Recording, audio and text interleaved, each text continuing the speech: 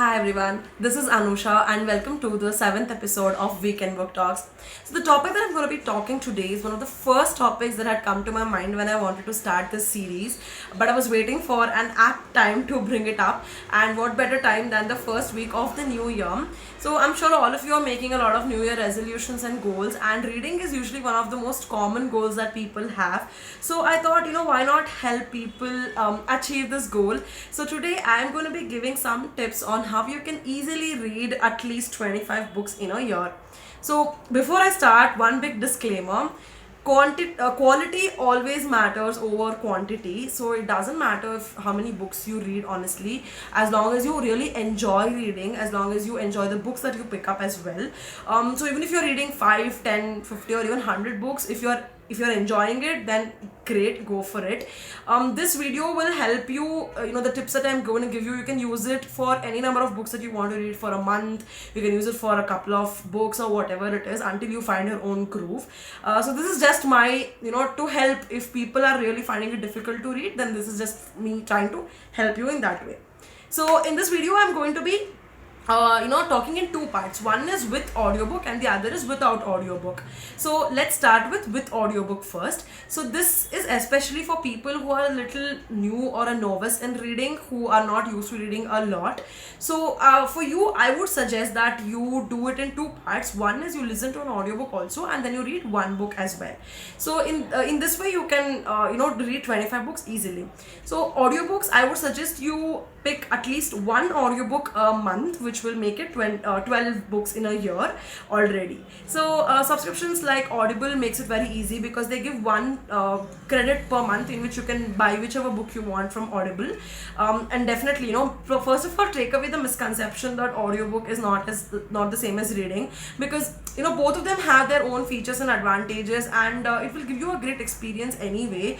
And trust me, especially when you're trying to read many books, it can be very good to segregate them in this way as well.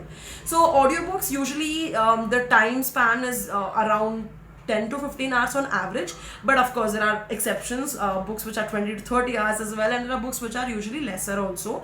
To start, if you're starting out now, then I would suggest for the first few months pick up a book which is around 5 to 7 hours long, and then as and when you find your groove, you can increase your pace and increase the number of time you spend on audiobooks and also the length of the audiobook. So try to put at least 20 minutes a day for audiobook, and to put things in perspective, 20 minutes is the same time that you might take to listen to 2 or 3 songs. So it's not much of a time. Set aside 20 minutes to start with, and if you set aside even just 20 minutes, a book of 5 to 7 hours, you can just finish it within 20 days at most. So you can, in 20 days you can finish one audiobook easily. Then this way you finish 12 audiobooks in a year very easily as well.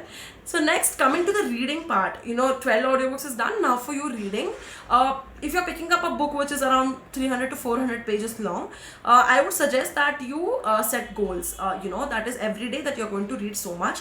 There can be two types of goal, one in terms of the number of pages you read and the other in terms of the time you spend in reading. So you can either decide that I'm going to spend like half an hour every day reading, or you can decide that I'm going to read a certain number of pages every day. So to start with, I would suggest you read at least 20 pages in a day. Don't read less than 20 pages, because sometimes you will lose the grip of the book if you're reading too less also.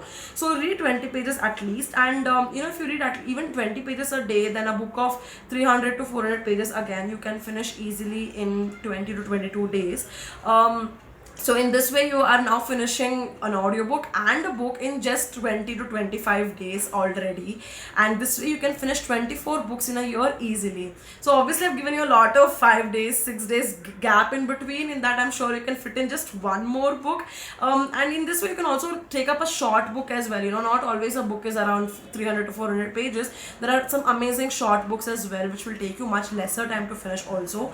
And trust me, when you find a book that is very interesting, you won't really stop at just 20 pages too. Now coming to the second part, where if you're not really into audiobooks and you don't really want, you want to only read books, then what you can do is, like I told you, there are two kinds of books obviously. One is a normal or a bigger book which is around 400 pages long, and the other is shorter books. So in a month, decide to read one normal or a bigger book and one smaller book. So in this way, you can don't have to trudge along, and kind of a shorter book at least will get over quickly. That will kind of motivate you as well. So if you're reading only books, then I would suggest you read at least 25 books in a month. So sorry, in a day, or 25 pages in a day. Sorry, what am I saying? Read at least 25 pages in a day. So in this way, you can finish a book of 400 pages in like at least 16 days, and then you can pick up another shorter book of 200 pages and you can finish that in 8 more days. So in 24 days again you have finished 2 books now, and you have again 6 days of buffer. Weekends you can enjoy chill, or you can probably read one extra book as well.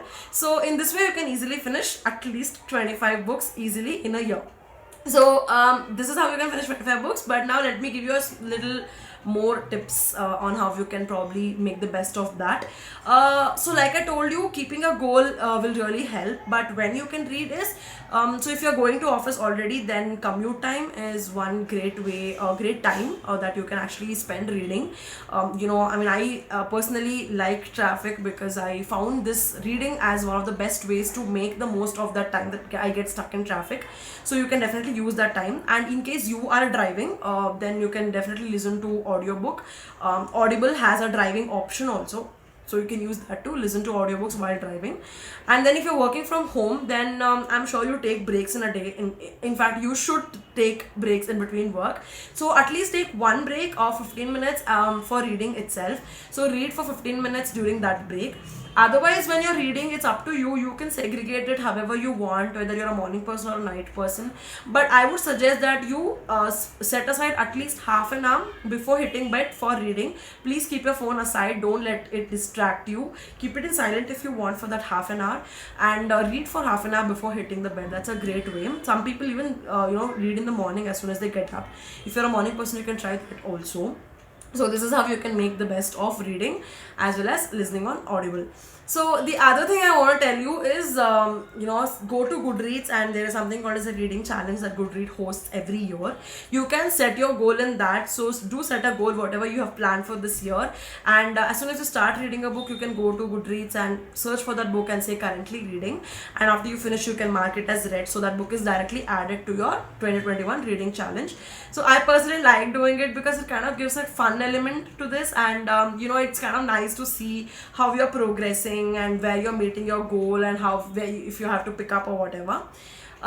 So yeah, and one more thing is, I will definitely come up with another video which will talk about the best small books or short books that you can read, because it's a misconception that only bigger books are good and shorter books are not, because that's not true. There are some amazing small books like Animal Farm which are really good. So I'll definitely come up with a video which will help you pick up books to read. I'll also come up with a video which will tell you how you can make the best of audiobooks, because I am a big fan of audiobooks now, and I really think that audiobooks kind of gives you a very different experience, and it will really help you read a lot of books as well.